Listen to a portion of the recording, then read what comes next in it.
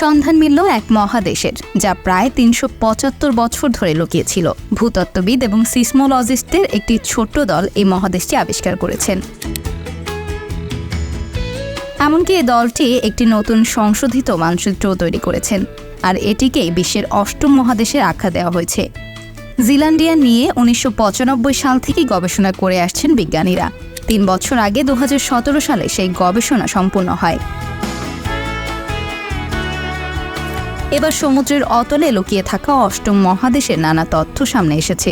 কেমন সেই মহাদেশের চেহারা?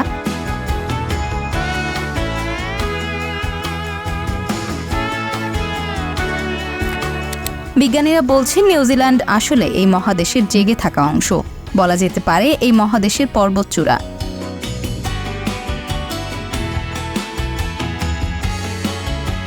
তারা এখন চেষ্টা করছেন তাদের এই নব আবিষ্কৃত তলিয়ে যাওয়া ভূখণ্ডের জন্য মহাদেশের স্বীকৃতি আদায়ে।